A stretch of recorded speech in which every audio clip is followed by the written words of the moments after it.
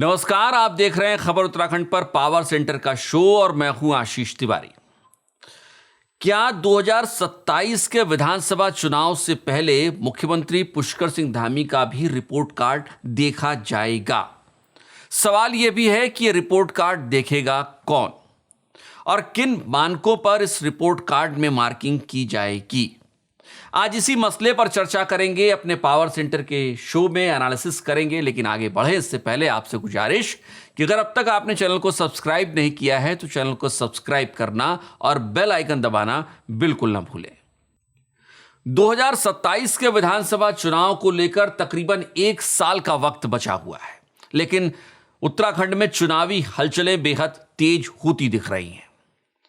एक तरफ जेपी नड्डा आ रहे हैं, अमित शाह का कार्यक्रम तैयार है और वहीं इसी बीच मोहन भागवत भी आ रहे हैं। कांग्रेस रैलियों का ऐलान कर रही है, लोक भवन कूच कर रही है, अपने मुद्दे उछाल रही है, सरकार को निशाने पर ले रही है।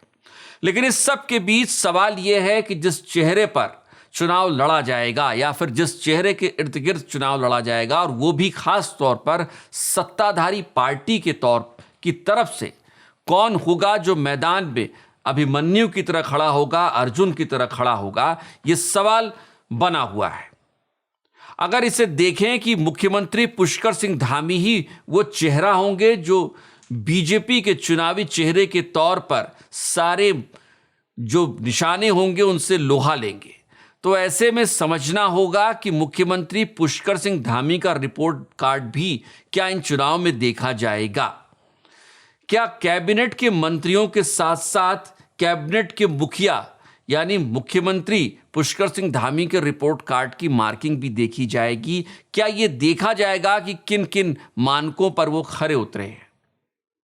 अब जब सवाल ये उठता है तो सवाल ये भी है कि आखिर ये रिपोर्ट कार्ड देखेगा कौन? क्या राज्य का कोई ऐसा नेता होगा या संगठन सिर्फ ये तय कर सकता है कि मुख्यमंत्री का रिपोर्ट कार्ड कैसा है, या फिर सीधे दिल्ली आला कमान मुख्यमंत्री पुष्कर सिंह धामी का रिपोर्ट कार्ड देख रहा होगा? और अगर दिल्ली आला कमान तक बात जाती है तो समझिए कि मुख्यमंत्री पुष्कर सिंह धामी का रिपोर्ट कार्ड, उसमें बहुत खामियां होने की गुंजाइश कम होने लगती है। क्योंकि पिछले कुछ वक्त से जिस तरीके से हमने देखा है कि मुख्यमंत्री और खुद प्रधानमंत्री नरेंद्र मोदी की आपसी ट्यूनिंग आपको हर जगह और हर समय बेहतर दिखती है, उससे इस बात की गुंजाइश कम रहती है कि इस रिपोर्ट कार्ड में आपको कहीं नंबर कम मिलेंगे। बल्कि लगता तो ऐसा है कि कई सब्जेक्ट्स में या कई विषयों में मुख्यमंत्री डिस्टिंक्शन के साथ पास हो जाएंगे, क्योंकि जो हेडमास्टर है वो तो अपना यार है। लेकिन सवाल यह भी है कि सिर्फ प्रधानमंत्री नरेंद्र मोदी ही वो हेडमास्टर होंगे जो ये सारा रिपोर्ट कार्ड देख लेंगे? क्या जेपी नड्डा और अमित शाह सरीखे नेता भी इस रिपोर्ट कार्ड पर अपनी मुहर लगाएंगे?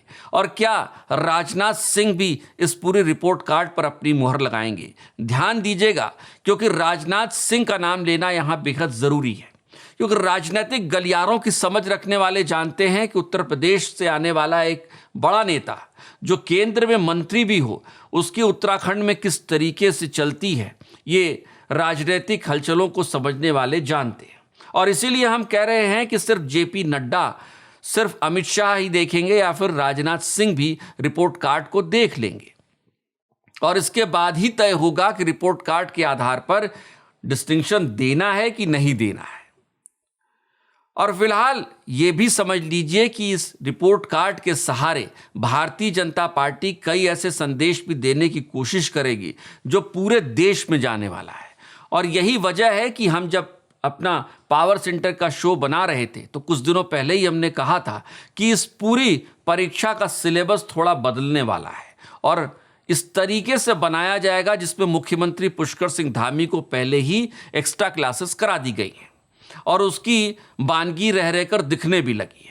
लेकिन कल भी हमने कहा था कि जब मोहन भागवत आएंगे और उसके बाद ये जो मुख्यमंत्री पुष्कर सिंह धामी को एक्स्ट्रा क्लासेस दी गई हैं, मोहन भागवत के दौरे के बाद ये एक्स्ट्रा क्लासेस का जब परीक्षा शुरू होगी तो उसमें ध्यान रखिएगा कि मुख्यमंत्री पुष्कर सिंह धामी डिस्टिंक्शन के साथ तो पास होने ही हैं, बल्कि सब्जेक्ट में टॉप भी करने वाले हैं।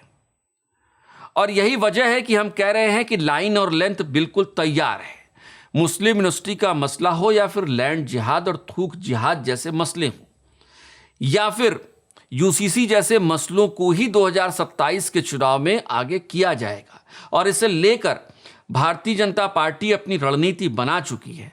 हाँ, कुछ ऐसे एंगल्स हैं, या कह लीजिए कि थोड़ा सिलेबस इस तरीके से तैयार किया गया है कि विपक्ष को वहां पर, यानी विधानसभा की परीक्षा में जब वो जाती है कांग्रेस, तो उसके लिए यह सिलेबस बल्कि आउट ऑफ सिलेबस हो जाएगा, और मुख्यमंत्री इसके लिए एक्स्ट्रा क्लास ले चुके हैं। और ऐसे में यह समझ लीजिए कि कांग्रेस के लिए आने वाले वक्त में अपनी रणनीति को बदलना बेहद जरूरी होने वाला है। इस पूरे एनालिसिस के बाद एक और अहम सवाल है, और यह सवाल आप दर्शकों से है। हमने इस एनालिसिस में आपको बताया है कि इस रिपोर्ट कार्ड को, यानी मुख्यमंत्री पुष्कर सिंह धामी के रिपोर्ट कार्ड को भारतीय जनता पार्टी के संगठन के आला नेता देख सकते हैं, मोहन भागवत भी देख सकते हैं, क्योंकि वो जब फरवरी में आ रहे होंगे और फरवरी और 22 और 23 फरवरी को जब वो बैठ रहे होंगे उत्तराखंड में, तो उस रिपोर्ट कार्ड पर नजर तो उनकी पड़नी है, और उसके बाद मुख्यमंत्री की रणनीति बदली हुई नजर आएगी। इस बात में भी मुझे या हम सबको कोई इनकार या दो राय नहीं होनी चाहिए। लेकिन सवाल दूसरा ये है कि क्या सिर्फ मुख्यमंत्री का रिपोर्ट कार्ड दिल्ली आला कमान से ही तय होगा? क्या कोई और भी होगा इस राज्य में जो उस रिपोर्ट कार्ड को देख रहा होगा? आपको क्या लगता है? क्या जनता को भी इस रिपोर्ट कार्ड को देखने का हक है, अधिकार है? और जनता अपनी क्लासेस में, अपनी परीक्षाओं में मुख्यमंत्री धामी को किस तरीके से पास दिखा रही है? ये बड़ा सवाल है, और मुख्यमंत्री की भी नज़र शायद इसी रिजल्ट पर रहेगी। आपकी परीक्षा में मुख्यमंत्री कितने अंकों से पास हो रहे हैं? कमेंट बॉक्स आपके लिए है, जरूर बताइएगा। आखिर में आपसे फिर से गुजारिश, अगर अब तक आपने चैनल को सब्सक्राइब नहीं किया है तो चैनल को सब्सक्राइब करना और बेल आइकन दबाना बिल्कुल न भूलें। नमस्कार।